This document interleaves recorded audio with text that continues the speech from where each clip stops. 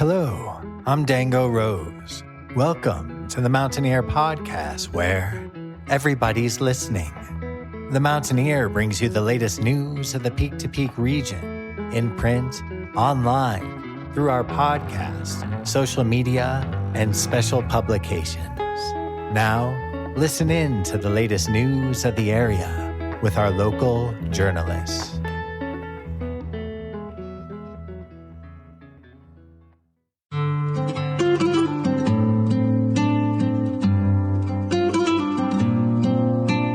This is the Mountaineer Podcast, and I'm Marianne Rosen, bringing you stories, history, or lore from or about the mountains you live in.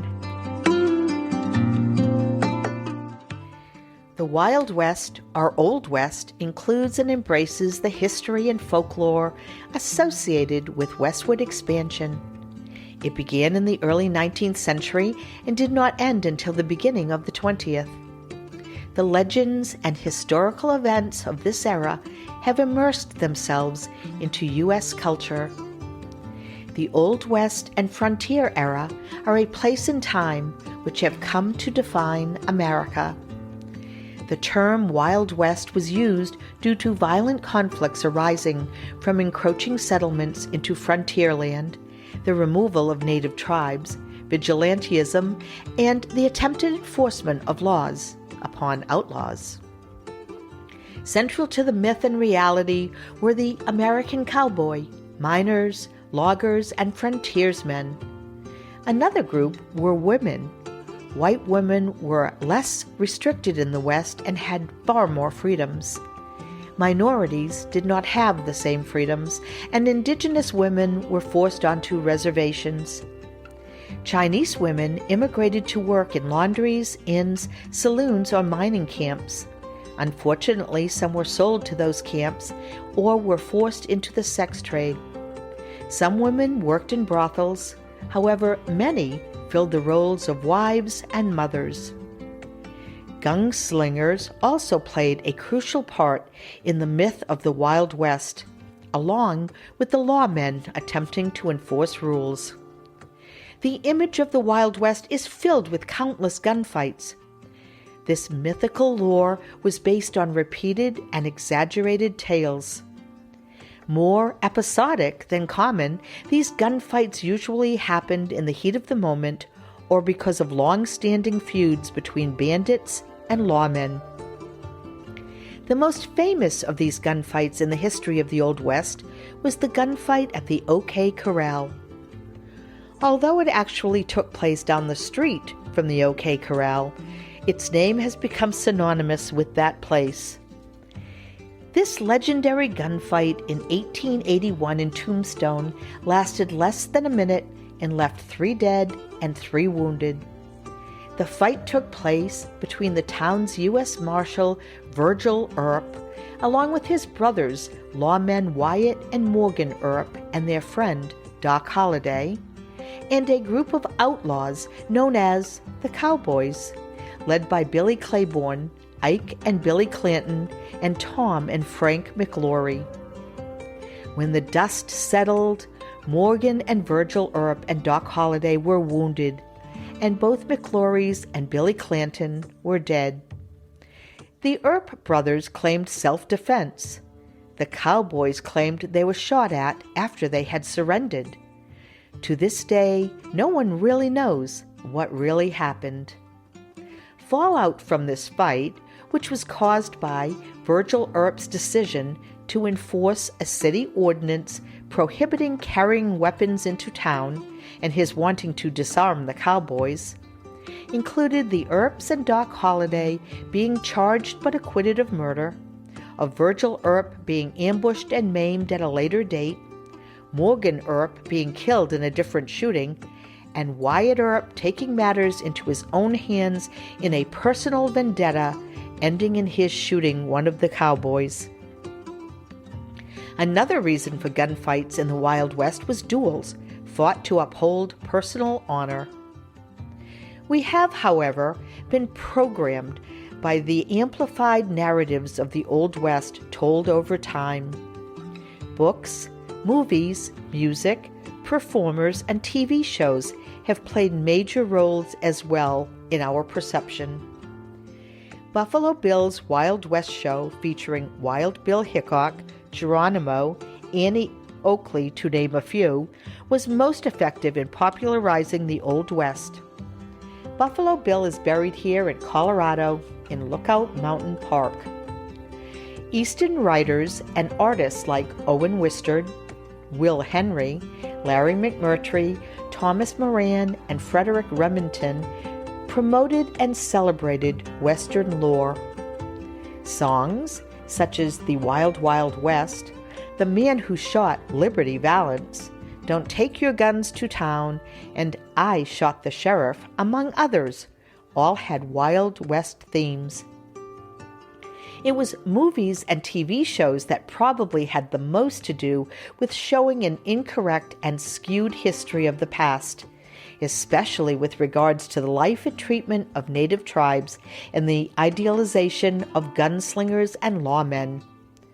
Movies such as No Country for Old Men, The Good, the Bad, and the Ugly, High Noon, Unforgiven, Gunfight at the OK Corral, and Butch Cassidy and the Sundance Kid, along with TV shows like Have Gun Will Travel, Gunsmoke, The Rifleman, Cheyenne, Wagon Train, The Virginian, and Wanted Dead or Alive all went a long way in glamorizing the Old West and gunfights. Although still prevalent, the 1930s, 40s, 50s, and 60s were big decades for these types of Western shows.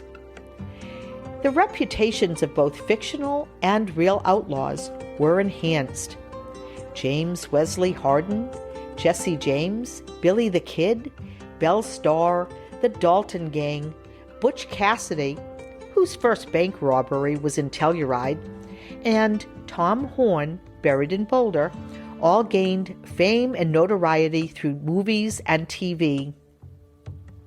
An interesting aside is that the last member of Butch Cassidy's Wild Bunch did not die until 1961. And then there is another main character that rose to celebrity because of the many forms of media, and that is the lawman, the sheriff, the deputy, the marshal. The U.S. Marshals were created by the first Congress when the Judiciary Act of 1789 was enacted. They yielded extensive authority until the mid-20th century. Marshals hired their own deputies and most sheriffs. Federal marshals still have the responsibility to enforce federal laws or orders issued by the court. They continue to protect federal witnesses and are used in hostages and terrorist situations. Enforcement of court-ordered desegregation fell within their purview. They are perhaps best known now as protection on aircraft after 9/11. The Marshal's five-sided star is our country's oldest emblem of federal law enforcement. Also well known is the Marshal's motto, Justice, Integrity, Service, which became synonymous with the Wild West as they made history in many lawless frontier towns. Several fictional lawmen gained fame. The Virginian, a mysterious officer who moved to the Wyoming Territory and upheld law and order in the small town of Medicine Bow. Lucas McCain, the rifleman, who protected citizens against outlaws and ruthless desperados. Marshal Zane Cooper, who never looked for trouble, but it always found him. And Matt Dillon of Gunsmoke, who with Deputy Marshal Chester Good, Doc Adams, and brothel owner Miss Kitty maintained law and order in Dodge City, just to name a few. There were also many real-life marshals who gained celebrity. Wild Bill Hickok, James Dodson, William Pinkerton were just some, along with Wyatt Earp, who fled to Colorado after the infamous shootout at the OK Corral. He spent much of his time in Gunnison, Silverton, Denver, and various mining camps. Doc Holliday was another real-life lawman who came to Colorado after that same gunfight at the OK Corral. He was arrested again in Colorado after once more coming to the defense of Wyatt Earp. Lawman Bat Masterson helped him to avoid charges. Holliday then spent most of the rest of his time in Leadville. Speaking of Bat Masterson, he was another celebrated lawman. He was a U.S. Marshal who was appointed in 1892 and served in Trinidad, Colorado. He did, after several scandals, move to Dodge City, but eventually moved back to Colorado. Although myth has it that Masterson was involved in many gunfights, he was actually only entangled in 4, including, though, one with Billy the Kid in Temple, Houston. He also crossed paths with Butch Cassidy. The last mention of a lawman who gained notoriety in tales and lore goes to Jesse Benton. Benton was a Colorado lawman in the 19th century. He arrived in the state during the Pikes Peak Gold Rush and opened a quartz mill in Black Hawk in 1860. He was considered a superb marksman, and although he was involved in 21 shooting scrapes, he managed to never be hit or be wounded. Benton served for 30 years. Unfortunately, he also fought under Colonel John Chivington as a member of the Colorado Volunteer Cavalry and was involved in the unwarranted and horrific attack at Sand Creek. He ended moving up to Ouray and became their first city marshal. For all of the romanticizing of the old Wild West, the Outlaws, and the Marshals, the reality is that most were not outsized. They were ordinary people. Marshals working in the frontier and mining towns had the everyday, normal lives of the time with family and friends and were not all immortalized in film or media. Over the years, 400 marshals, though, have been killed in the line of duty.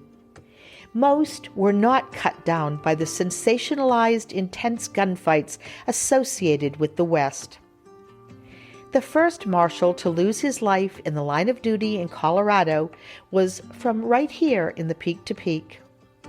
Robert Clark came to Black Hawk, a mining community that had sprung up around 1854 during the Pikes Peak Gold Rush, to work as a miner. By 1863, he had, however, become a constable. Clark was elected city marshal in 1864 and served for 6 years until 1869. Clark was remembered as, and I quote, one of Gilpin County's best citizens and the best marshal Colorado ever had. He was a man of correct habits, honest, industrious, and universally esteemed. End quote. The Black Hawk Marshal had a reputation for being fearless and persistent. Enter the Outlaws. In 1869, 2 brothers, James and Thomas Kramer, were hauling a load of flour from Belmont, Colorado, through the town of Central City, a gold rush town burrowed in the mountains west of Denver. Their team of horses struck a chicken coop near the Lafayette restaurant. A cook from the restaurant complained, whereupon he was beaten by the brothers, who then continued on their way. An arrest warrant was issued and given to Central City Constable Peter P. Herbert, who then sought the assistance from Black Hawk City Marshal Robert A. Clark. The 2 lawmen pursued the Kramer brothers and found their wagon and horses near a ranch on Dory Hill Road, a few miles from Black Hawk. Herbert and Clark tried to arrest the brothers, who were holed up in a nearby cabin. They encountered James Kramer on the first floor of the cabin. Thomas was up in a loft. As Constable Herbert headed to apprehend Thomas, James Cramer began beating Marshal Clark back with a club. Thomas Cramer shot at Herbert and Clark, injuring Herbert. Clark, however, was shot in the head and died. Constable Herbert did get a few shots off. Gilpin County Sheriff Grimes was the first on the scene, and James Cramer was arrested. But Thomas Cramer fled the scene on horseback and was never found. No one knows whether he escaped or if he had been shot and succumbed to his wounds somewhere in the woods. Clark was a real marshal with a normal life. He was 38 and left behind his wife Lucinda and a stepdaughter. Certainly not like the stories portrayed in westerns. The line of duty death of Black Hawk's first city marshal was buried in the pages of the local newspaper being published 155 years ago. The story lay hidden there until discovered by a local historian in the early 2000s. On May 13, 2009, the name of Robert A. Clark was added to the National Law Enforcement Monument in Washington, D.C. Black Hawk, now a hub of casinos and a thriving town, established a police department in 1990.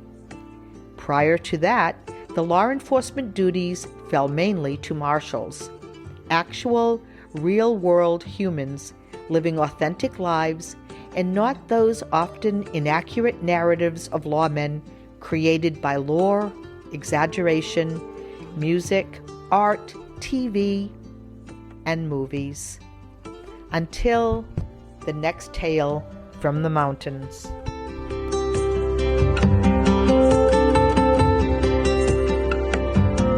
Listen in next time to the Mountain Ear Podcast for another mountain tale.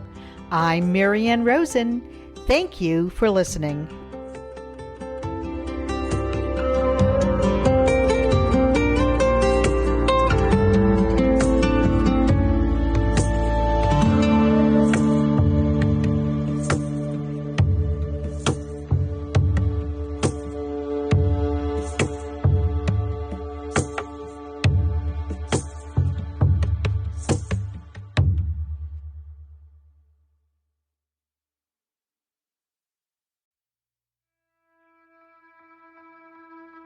And that's it for our show. Subscribe online to get more access to more news, weekly updates to our community calendar, and a link to our YouTube channel by visiting themountaineer.com. Be sure to use the coupon code PODCAST when subscribing for a 10% discount, only available to our listeners. If you are in the local Peak to Peak area, be sure to pick up a print edition of The Mountaineer at a local business. I'm Dango Rose. Thank you for listening.